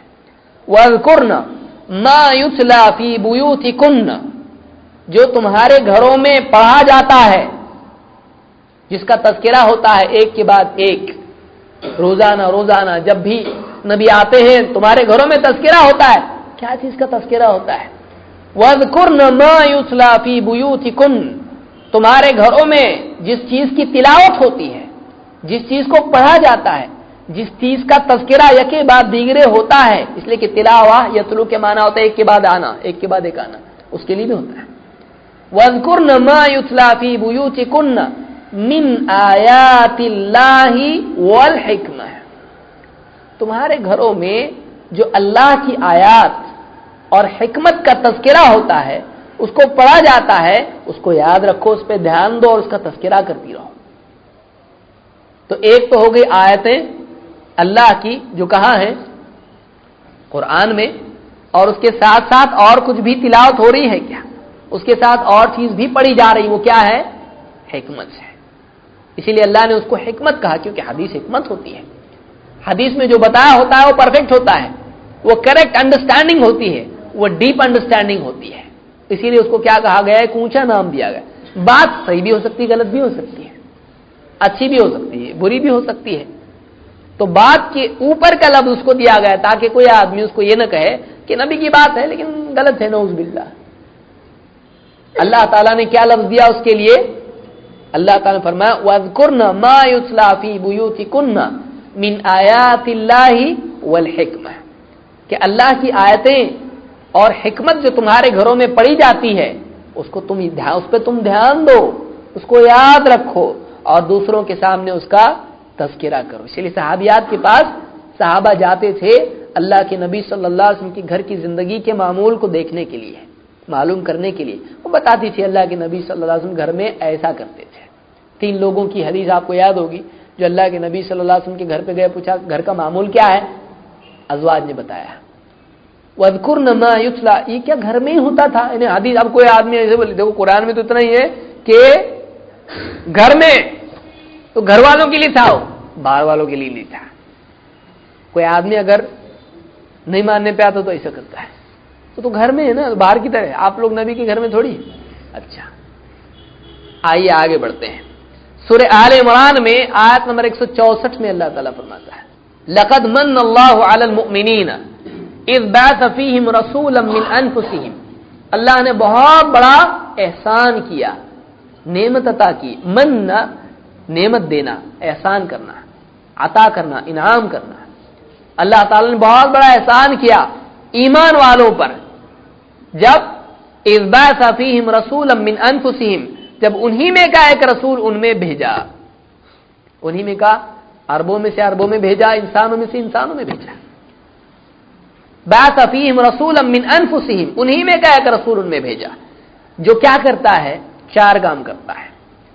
अब इसको याद रखिए, इससे हदीस कैसे साबित होती है।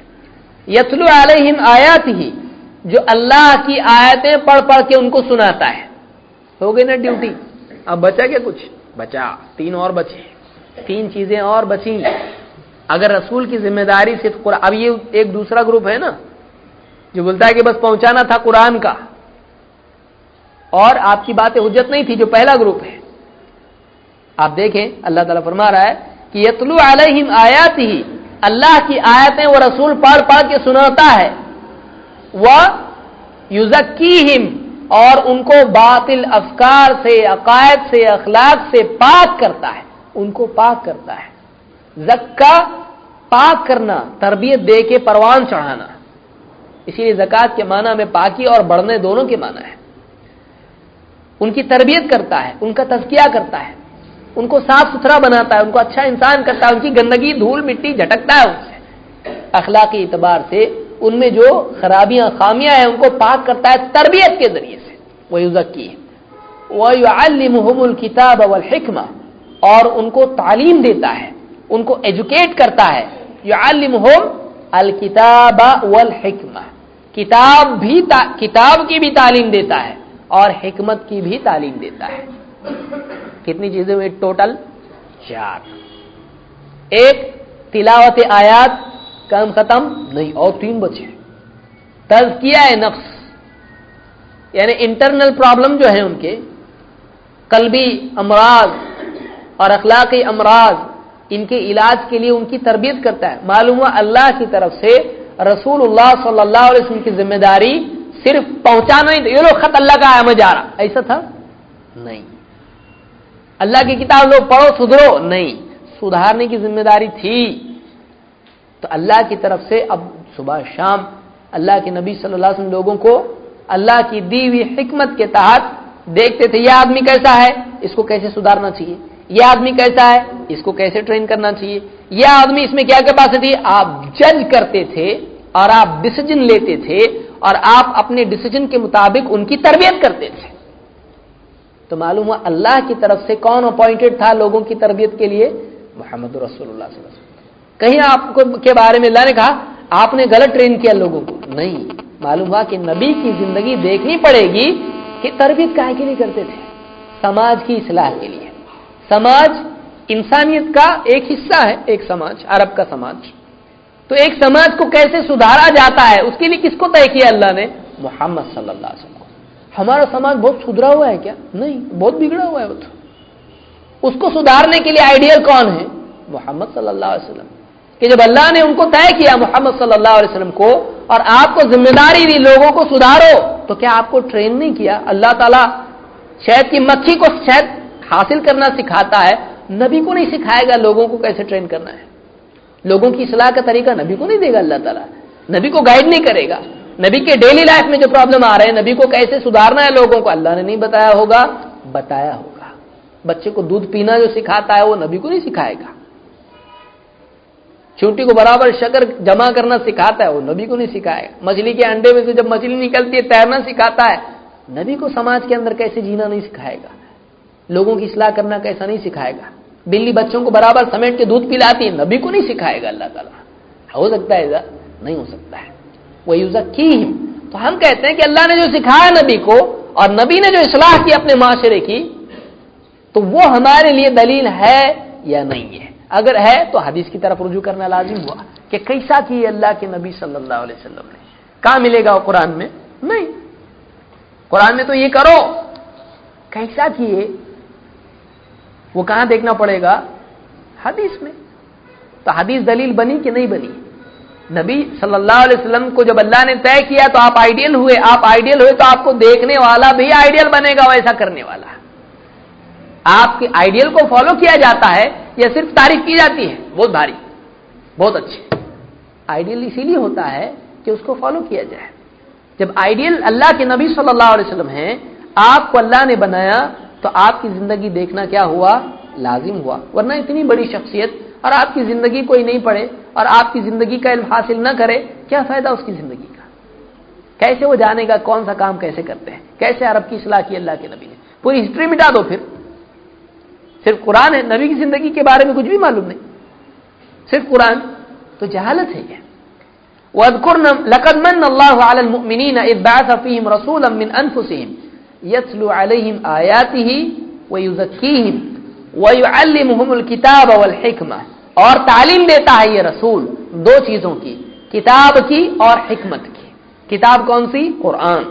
حکمت جو اس کتاب کا فہم نبی کو دیا گیا, زندگی کے اصول جو نبی کو سکھائے گئے. تو اللہ کے نبی صلی اللہ علیہ وسلم دو چیزوں کی تعلیم دیتے تھے, ایک کتاب کی اور دوسرے حکمت. تو نبی صلی اللہ علیہ وسلم کی تعلیم کے دو حصے تھے, ایک تعلیم کتاب اور ایک تعلیم حکمت. ہم کتاب کو تو لے لیں اور حکمت کو نہ لیں, کیسا ہو سکتا ہے؟ تو اللہ نے بتایا کہ وہ جو تعلیم نبی کی تھی اس زمانے کے لیے خاص تھی نہیں, بلکہ یہ قیامت تک کے لیے ہے. کیسا؟ قرآن ہی میں اللہ نے بتلایا ہے. سورہ الجمعہ آیت نمبر 2-3. اللہ تعالیٰ فرماتا ہے هو الذی بعث فی الامیین رسولا منہم، وہی تو ہے اللہ جس نے ان پڑھ لوگوں میں انہی میں سے ایک رسول بھیجا۔ امیین عرب کے لوگ عام طور سے کیسے تھے؟ پڑھے لکھے تھے ایک دم، آکسفورڈ میں پڑھتے تھے؟ نہیں۔ کیمبرج میں پڑھتے تھے؟ نہیں۔ بلکہ عرب کے لوگ بیچارے دیہاتی تھے، ان کو نہیں معلوم، پڑھنا لکھنا اکثر کو نہیں آتا تھا، پڑھے لکھے بھی تھے لیکن قوم کے بارے میں اکثریت پر حکم لگتا ہے، نہ کہ دو چار لوگ۔ جیسے کوئی آدمی کہے ہمارے گھر میں سب پڑھے لکھے ہیں اور خالی جو ہے گڈو اب اسکول کو جاتا ہے، باقی سب کیا کرتے ہیں؟ تھمز اپ، انگوٹھا لگانے والے ہیں، تو کیا کہیں گے ہمارے گھر میں پڑھے لکھے ہیں؟ نہیں، اغلبیت غالب پر حکم لگتا ہے۔ عرب کے اندر عام طور سے لوگ چونکہ اسباب و وسائل نہیں تھے، وہاں پر یادداشت ان کے نزدیک اصل تھی، تو ان لوگوں میں یعنی لکھنے پڑھنے کا رواج نہیں تھا۔ اللہ تعالیٰ نے امیین میں رسول بھیجا، هو الذی بعث فی الامیین رسولا منہم، وہی تو ہے جس نے امیین میں ان پڑھ لوگوں میں، ان پڑھ ہونا عیب نہیں ہے، جاہل ہونا عیب ہے، اس لیے کہ بعض اوقات آدمی پڑھا لکھا بھی جاہل ہوتا ہے، اور آدمی بعض اوقات ان پڑھ ہوتا ہے لیکن سمجھدار ہوتا ہے، اس کو یاد رکھیے۔ ہم یہ نہیں کہتے ان پڑھ بنو، اس لیے کہ اللہ کے نبی صلی اللہ علیہ وسلم نے نہیں بتایا ہم کو کہ تم بھی ان پڑھ بنو، سنت ہے، نہیں۔ کوئی آدمی کہ بھائی ان پڑھ ہونا سنت ہے تو یہ آدمی غلط سوچ رکھتا ہے۔ کیوں؟ اللہ کے نبی صلی اللہ علیہ وسلم نے بدر کے قیدیوں کو طے کیا تھا کہ وہ انصار کے بچوں کو پڑھنا لکھنا سکھائیں، پڑھنا لکھنا ہونا چاہیے، لیکن اللہ کے نبی صلی اللہ علیہ وسلم خاص طور سے ان پڑھ کیوں رہے؟ تاکہ اہل کتاب آپ پر الزام نہ لگائیں کہ ہماری بک میں سے کاپی کی ہے۔ اللہ نے آپ کو امی ہی رکھا، آپ امی تھے، ان پڑھ تھے، تو ان پڑھ ہونا عیب نہیں ہے، جاہل ہونا کیا ہے؟ عیب ہے۔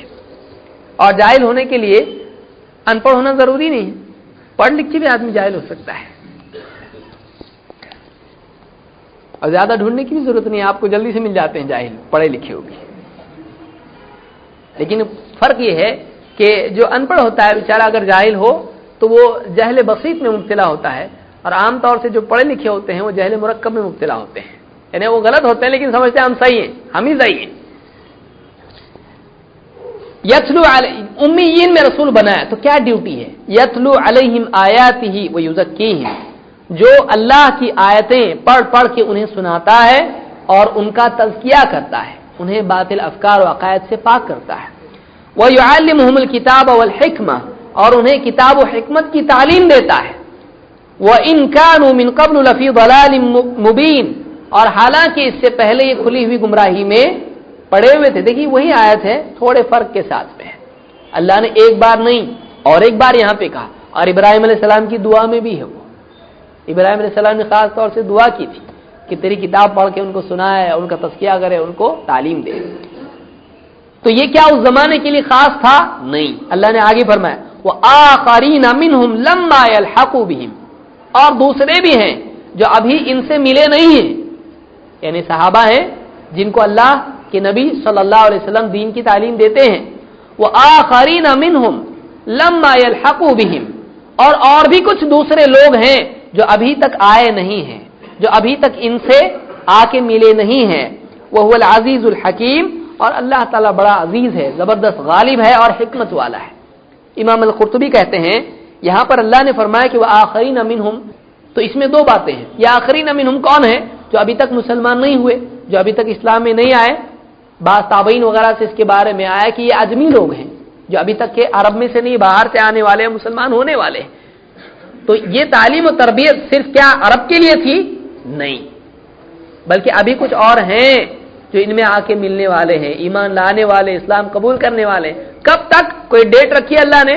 8ویں صدی تک، 5ویں صدی تک، 4ویں صدی تک کچھ بتایا نہیں، اب آنے والے آگے تک، قیامت تک جو لوگ مسلمان ہونے والے ہیں سب آخرین منہم میں آتا ہے۔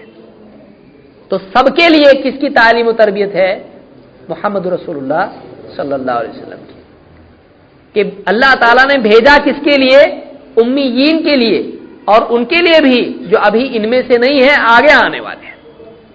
آپ کی تربیت ہے کس کے لیے؟ صرف ان کے لیے نہیں، بلکہ ان کے لیے بھی جو ان کے بعد آنے والے ہیں اور مسلمان ہونے والے ہیں۔ تو اس آیت سے معلوم ہوا کہ اللہ کے نبی صلی اللہ علیہ وسلم کی تعلیم و تربیت صرف اس دور کے لیے خاص نہیں ہے، بلکہ آپ کی تربیت اور آپ کی تعلیمات بعد کے دور کے لیے جو بعد میں مسلمان ہوئے ان کے لیے بھی دلیل ہے۔ یہ قرآن کی آیات سے معلوم ہوتا ہے۔ مزید آئیے، اللہ تعالی نے خود اس بات کا حکم دیا ہے کہ رسول جو کچھ دے اسے لے لو، جو میں نے شروع میں آیت پڑھی تھی کہ رسول جو بھی تم کو دے لے لو، جس سے منع کریں اس سے رک جاؤ۔ اس میں یہ نہیں کہا جو بھی پیسے تم کو دیں وہ لے لو، لیکن حکم دے وہ مت لو۔ اللہ نے بتایا، قرآن میں تو نہیں ہے۔ کوئی آدمی کہے نہیں یہ اس کا شان ہے، ایسے لوگ جو ہیں بیچارے جب حدیث نہیں ماننی ہوتی ہے تو سراسر حدیث کا انکار کرتے ہیں، اور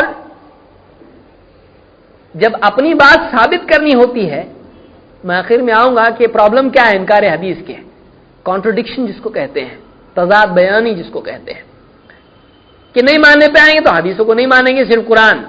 ہم اگر کچھ ثابت کرنا چاہیں حدیث سے تو، لیکن جب خود ثابت کرنا چاہیں تو کہیں اس کو شان نزول دیکھو کب نازل ہوئی، یہ فلاں وقت میں نہ، ارے آپ کو کیا کرنا ہے، آپ تو حدیث کو نہیں مانتے ہیں، آپ کے لیے تو صرف قرآن دلیل ہے، تو شان نزول قرآن میں ہے کیا؟ شان نزول قرآن کے بعد شان نزول کس کو بولتے ہیں؟ یہ آیت کس کیس میں نازل ہوئی، کیا بیک گراؤنڈ ہے اس کا؟ بیک گراؤنڈ سے آپ کو کیا کرنا ہے؟ آپ بیک گراؤنڈ کو مانتے ہیں پھر حدیث کو کیوں نہیں مانتے؟ بیک گراؤنڈ دلیل ہے، وہ بھی حدیث میں آیا ہے، تو جب حدیث کے ایک حصے کو آپ مانتے ہو باقی حصے کو کیوں نہیں مانتے؟ خالی بیک گراؤنڈ کی حد تک مانیں گے کہ اس میں قرآن میں ہے بیک گراؤنڈ مانو، قرآن میں نہیں ہے۔ اللہ تعالیٰ قرآن کریم میں عموم کے ساتھ اللہ نے فرمایا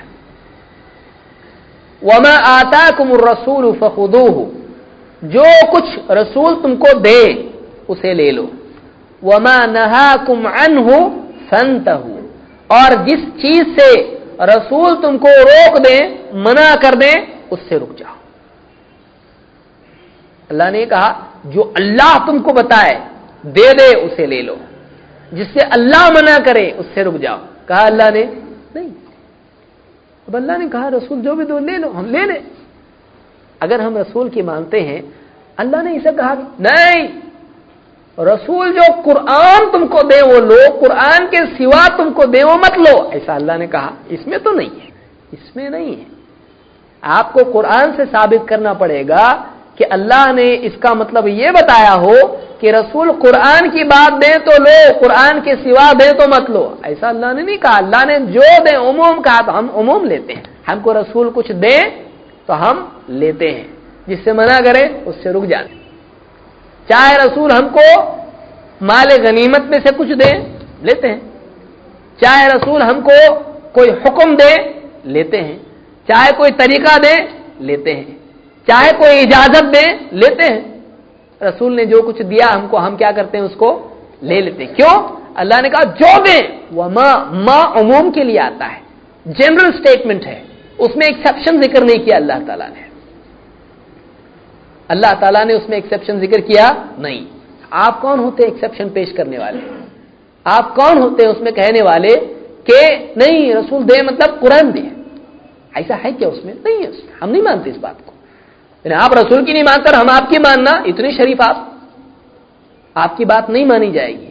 جب آپ رسول کی نہیں مانتے تو ہم آپ کی بات کیوں مانیں؟ ہم وہ بات مانیں گے جو ہم کو رسول صلی اللہ علیہ وسلم نے سکھلایا ہے، اور اللہ کی بات میں عموم ہے تو عموم لو نا۔ اللہ نے جب عام طور سے کہا ہے تو تم عام طور سے اس کو لو۔ وَمَا آتَاكُمُ الرَّسُولُ فَخُذُوهُ، جو کچھ رسول تم کو دے وہ لے لو، وَمَا نَهَاكُمْ عَنْهُ فَانْتَهُوا، اور جس سے تم کو رسول روک دے اس سے رک جاؤ۔ یہ مت کھاؤ، نہیں کھائیں گے، یہ مت کرو، نہیں کریں گے، یہاں مت جاؤ، نہیں جائیں گے، تم کو اجازت نہیں ہے، ٹھیک ہے نہیں ہے۔ جو رسول اللہ صلی اللہ علیہ وسلم جس چیز سے منع کر دیں ہم کیا کرتے ہیں؟ رک جاتے ہیں۔ واتقوا اللہ، اور اللہ سے ڈرتے رہو، اللہ نے ڈرایا ہے۔ واتقوا اللہ ان اللہ شدید العقاب، اللہ تعالیٰ بڑا سخت پکڑ کرنے والا ہے۔ اس میں آپ دیکھیے صحابہ کی انڈرسٹینڈنگ کیا ہے۔ مثال کے طور پر اس کو یہ سورہ الحشر کی آیت نمبر 7 ہے، آخری بات میں بیان کروں کیونکہ وقت ہمارا ہو رہا ہے، اگلا حصہ ہم آگے کریں گے، یہ درس چلتے رہیں گے انشاءاللہ۔ अलकमा ताबई हैं, कहते हैं जाअत इमराअतुम मिन बनी असद इला इब्न मसऊद। अब्दुल्लाह इब्न मसूद सहाबी हैं और बहुत ही शुरुआत में ईमान लाने वाले सहाबा में से हैं। उनके पास एक औरत आई, गालिबन उसका नाम उम्मे याकूब था। जाअत इमराअतुम मिन बनी असद, बनी असद कबीला है, बनु असद, उस कबीले की एक औरत थी, अब्दुल्लाह इब्न मसूद के पास आई।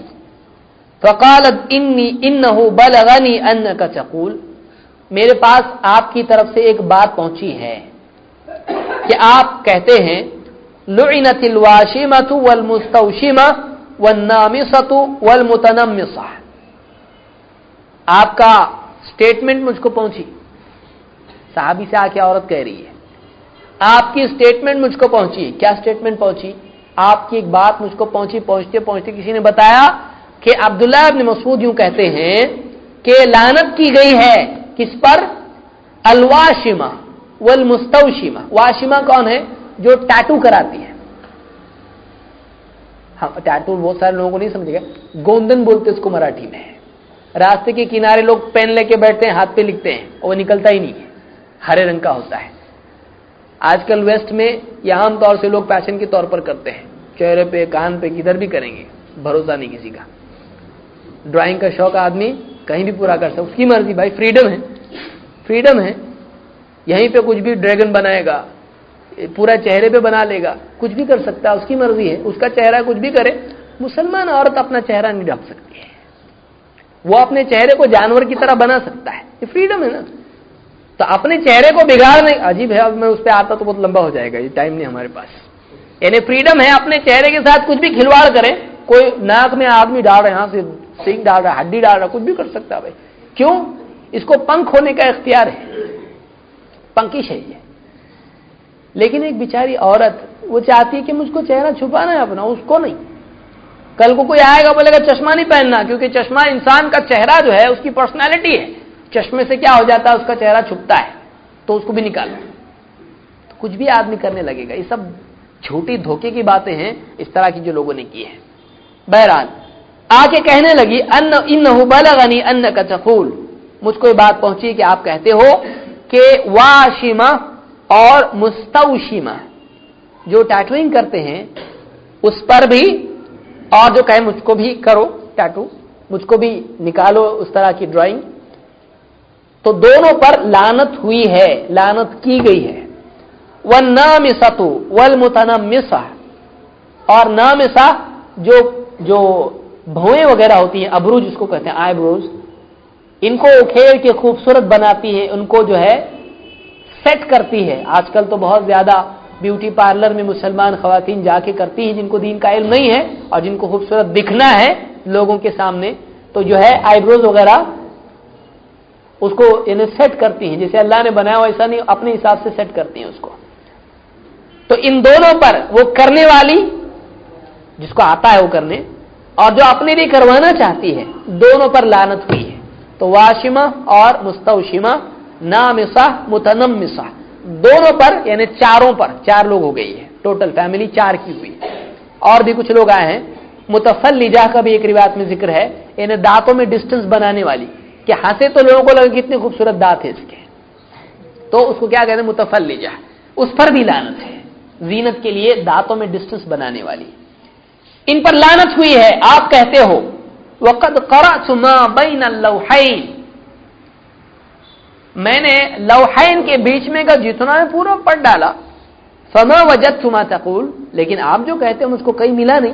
लौहैन यानी कुरान के जो दफ्तरैन होते हैं, कुरान के जो पुट्ठे होते हैं, जो उसके हार्ड बाउंड कुरान की कॉपी होती है, उसका यहां से page to page, cover to cover मैंने पढ़ डाला, इस तरफ से इस तरफ तक, शुरू से एंड तक पूरा कुरान मैंने पढ़ डाला।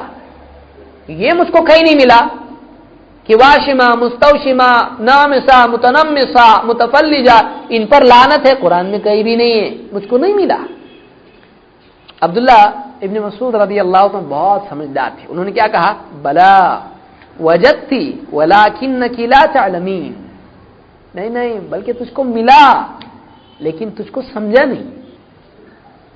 तुझको मिला है वो, लेकिन तुझको इल्म नहीं है। اسی لیے بعض اوقات ایک انسان علم کا حامل ہوتا ہے لیکن اس علم کا فہم اس کے پاس نہیں ہوتا ہے، یہ اللہ کی توفیق سے ملتا ہے۔ آدمی آیتیں پڑھ لیتا ہے لیکن اس کے انڈرسٹینڈنگ ملنا بھی ضروری ہے۔ تو پڑھی قرآن پورا لیکن تیرے کو سمجھا نہیں ہے، قرآن میں تجھے سمجھا نہیں، قرآن میں وہ موجود ہے، کہاں ہے؟ اس نے پوچھا، میں نے نہیں۔ قالت وَأَيْنَ هُ، اس نے پوچھا کہاں ہے؟ انہوں نے جواب دیا اما قراتی، پڑھا نہیں تو نے، وَمَا آتَاكُمُ الرَّسُولُ فَخُذُوهُ وَمَا نَهَاكُمْ عَنْهُ فَانْتَهُوا، کہ جو کچھ رسول تم کو دیں وہ لے لو اور جس سے تم کو منع کریں اس سے رکو۔ تو اللہ کے نبی نے جب اس سے منع کر دیا تو چاہے ورڈ بائی ورڈ تذکرہ اس کا قرآن میں نہ ہو، قرآن نے بتایا نا نبی منع کرے تو رک جانے کا، چاہے قرآن میں مینشن اس کا ہو یا نہیں ہو۔ کوئی مالک اگر کسی کو ذمہ دار بنا کے کچھ لوگوں کے اوپر بھیجے اور کہے یہ جو بولے مانو، جس سے منع کرے رک جاؤ، اب اتنا ہی بول دیا مالک نے اور کسی کو ہیڈ بنا کے بھیج دیا، اب راستے میں اگر کچھ ہو جائے اور وہ کہے ایسا کرو، وہ کہے ہم نے مانیں گے، اور فون کر کے بولے یہ ایسا بول رہا ہم نے مانیں گے، اور آپ نے تو نہیں کہا ایسا کرنے کے لیے لیکن یہ کہتا ہے، تو کہ میں نے کہا نہیں تم کو کہ یہ جو بولے وہ کرو، تو تم نے کرنا ہے، ایک جملے میں بتا دیا گیا، اب جو بھی یہ بولے تم نے ماننا ہے۔ اللہ تعالیٰ نے رسول اللہ صلی اللہ علیہ وسلم کے اوامر اور نواہی کے لیے ایک مجمل اور ایک صاف جملہ بتلا دیا، چھوٹے الفاظ میں کم الفاظ میں بتلا دیا، جو کچھ رسول تم کو دیں لے لو، جس سے منع کریں اس سے رک جاؤ۔ اللہ نے نہیں کہا جو کچھ رسول دیں اور قرآن میں بھی ہو، تو بھائی قرآن میں تو آیا نا، پھر رسول دے کا کیا مطلب ہے؟ قرآن میں ہے تو پھر رسول دے بولنے کی ضرورت کیا ہے؟ رسول دے یہ تو قرآن سے الگ ہی ہوا نا، اور قرآن میں بھی ہے، تو جو رسول دے وہ لے لو، جس سے منع کریں اس سے رک جاؤ۔ واتقوا اللہ ان اللہ شدید العقاب، اور اللہ سے ڈرتے رہو، اللہ تعالیٰ بڑی سخت پکڑ کرنے والا ہے۔ تو یہ جو حدیث میں نے ذکر کی یہ بخاری میں اور مسلم دونوں میں ہے، اور جو الفاظ میں نے ذکر کیے ہیں روایت کے یہ ابن حبان کے الفاظ ہیں۔ بخاری میں تھوڑے الفاظ کے فرق کے ساتھ ہے، لیکن ابن حبان کی روایت بہت ہی واضح الفاظ میں بتلاتی ہے کہ انہوں نے کہا کہ تجھ کو ملا لیکن تجھ کو سمجھا نہیں، تجھ کو اس کا علم نہیں ہے۔ اس لیے بعض اوقات انسان کے پاس کوئی چیز ہوتی ہے، قرآن کی آیت یہی حال ہوتا ہے ان لوگوں کا جو قرآن پڑھتے ہیں لیکن نبی صلی اللہ علیہ وسلم سے استفادہ نہیں کرتے ہیں۔